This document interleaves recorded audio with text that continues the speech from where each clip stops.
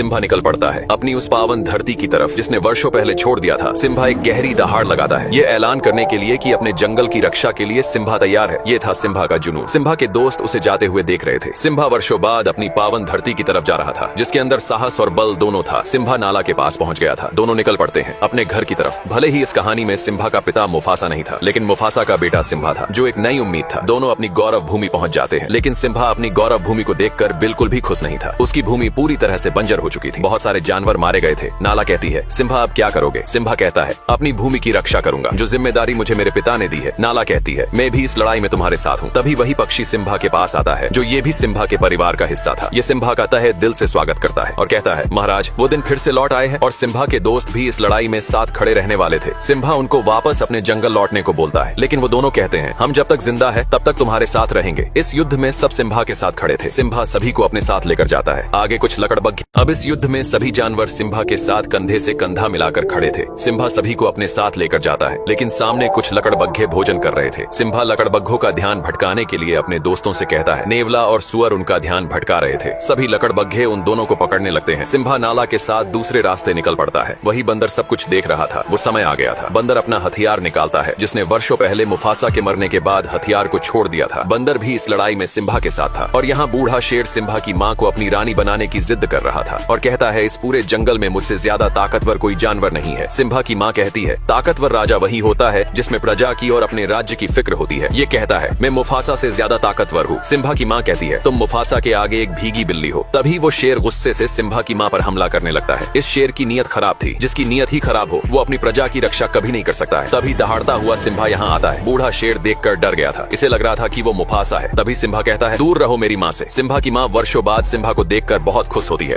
अब सिम्बा दहाड़ता हुआ यहाँ आता है। बूढ़ा शेर उसे देखकर डर गया था। इसे लग रहा था कि वो मुफासा होगा। सिम्बा कहता है, दूर रहो मेरी माँ से। सिम्बा की माँ वर्षों बाद सिम्बा को देखकर बहुत खुश थी। जो दिया वर्षों पहले बुझ गया था, वो फिर एक नई रोशनी लेकर आया था। बूढ़ा शेर कहता है, भतीजे, तुझे जिंदा देखकर बहुत खुशी हुई। सिम्बा कहता है, कोई एक वजह बताओ चाचा कि तुम्हें जिंदा छोड़ दूं। बूढ़ा शेर कहता है, ये मत भूलो, तुम जंगल के राजा के सामने खड़े हो। तभी नाला कहती है, अब से हमारा राजा सिम्बा है। उसके लिए हमें भले ही युद्ध ही क्यों न करना पड़े। सिम्बा का परिवार भी युद्ध के लिए तैयार था। सिम्बा कहता है, हार मान लो चाचा। बूढ़ा शेर कहता है, मैं नहीं चाहता कि मेरे हाथ हो। तुम सब मारे जाओ। तुम सब मेरा परिवार हो। और क्या तुम सबको पता है तुम्हारे इस सिम्बा ने क्या किया है भतीजे? तुमने इनको बताया नहीं कि तुम अपने पिता मुफासा के हत्यारे हो। अपना गुनाह कबूल करो और बताओ सबको कि तुम्हारी वजह से हमारे महान राजा मारे गए। सिम्बा का पूरा परिवार सिम्बा को देख रहा था। तभी सिम्बा कहता है, हाँ, मेरी वजह से मारे गए थे मेरे पिता। तभी बूढ़ा शेर कहता है, आखिर कर लिया कबूल, हत्यारा है। ये अपने पिता का, इसी की वजह से आज महाराज हमारे बीच नहीं रहे। ये क्या राजा बनेगा जिसने अपने पिता को ही निगल लिया। बूढ़ा शेर सिम्बा की बातों को दबाता हुआ उसे पीछे लेकर जा रहा था। सिम्बा घबरा गया था और कहता है, मैं राजा नहीं बनूंगा। तभी सिम्बा, अब बूढ़ा शेर सिम्बा की बातों को दबाते हुए उसे पीछे लेकर जा रहा था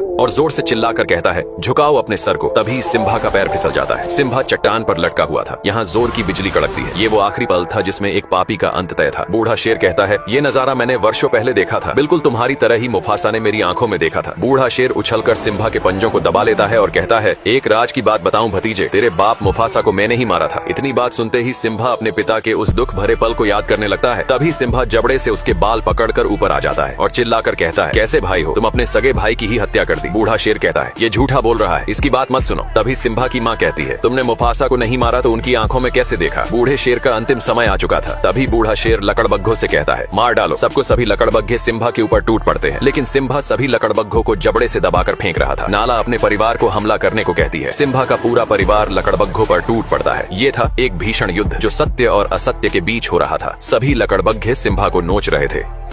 अब सभी लकड़बग्घे सिम्बा को गिराकर नोचने लगते हैं। नाला ये देखते हैं, दौड़ पड़ती है। ये था नाला का अपने प्यार के प्रति लगाव और सिम्बा के दोनों दोस्त भी इस लड़ाई में शामिल थे। इनको लकड़बग्घे चारों तरफ से घेर लेते हैं। जंगली सुअर हमेशा से लकड़बग्घों से डरता रहा है, लेकिन आज सुअर ने कमाल कर दिया था। सुअर दौड़ा दौड़ा कर सभी लकड़बग्घों मार रहा था। अब नाला का सामना लकड़बग्घों की सरदार से होता है। दोनों एक दूसरे के सामने थे, लेकिन नाला अब बड़ी हो चुकी थी। वो लकड़बग्घों की सरदार से भिड़ जाती है और वो बूढ़ा बंदर भी उस हथियार को मैदान में लेकर उतर जाता है। सभी लकड़बग्घों की नानी याद दिला रहा था। सिम्बा का परिवार और उसके दोस्त अपनी गौरव भूमि की रक्षा के लिए लड़ रहे थे। नाला भी लकड़बग्घों की सरदार को मार गिराती है। शुरू से ही सत्य की हमेशा जीत होती आई है। आज भी सत्य की ही जीत होने वाली थी। बूढ़े शेर का अंतिम समय आ चुका था, भर चुका था। इसके पाप का घड़ा सभी लकड़बग्घे मैदान छोड़कर भाग रहे थे। सिम्बा ने देखा बूढ़ा शेर भी यहाँ से भाग रहा था। सिम्बा अपने चाचा का पीछा करता है। बूढ़ा शेर चाह के भी खुद को बचा नहीं सकता था। उसके आगे खाई थी और पीछे सिम्बा खड़ा था। सिम्बा कहता है, अब कहा भाग कर जाओगे चाचा? बूढ़ा शेर कहता है, सिम्बा मुझे माफ कर दो। सिम्बा कहता है, इतनी बड़ी गलती के बाद तुम्हें कौन माफ करेगा? शेर कहता कहता है, सिम्भा तुम अपने सगे चाचा को मारोगे। सिम्भा कहता है, चाचा मैं तुम्हारी तरह बिल्कुल भी नहीं हूँ। बूढ़ा शेर ये सुनकर बहुत खुश होता है और कहता है, बताइए महाराज मुझे क्या करना होगा। सिम्भा कहता है, भाग जाओ इस पवित्र धरती से, दोबारा फिर कभी लौटा कर मत आना। बूढ़ा शेर यहाँ से जाने लगता है और तभी धोखे से सिम्भा पर हमला कर देता है। एक पापी को कितने भी नेकी के रास्ते ही क्यों ना दिखाए जाए, वो फिर भी पाप के रास्ते पर ही चलता है। बूढ़ा शेर चट्टान ने नीचे गिर जाता है। सिम्भा को भी अपने चाचा के मरने का दुख था, लेकिन बूढ़ा शेर अभी जिंदा था। शायद इसकी मौत सिम्भा के हाथों नहीं बल्कि लकड़बग्घों के हाथों लिखी थी। बूढ़े शेर को सभी लकड़बग्घे घेर लेते हैं। बूढ़ा शेर कहता है, मेरे साथियों हम फिर से एक नया साम्राज्य खड़ा करेंगे। लकड़बग्घे कहते हैं, तू एक बिन पैनी का लौटा है, हमने तेरा हमेशा साथ दिया और तूने हमें ही गलत ठहराया। बूढ़ा शेर कहता है, मैंने सिम्भा से झूठ बोला था। तभी एक लकड़बग्घा कहता है, स्कार तूने अपना जिंदगी में कभी सच बोला ही नहीं। लकड़बग्घों की आंखें खुल चुकी थीं।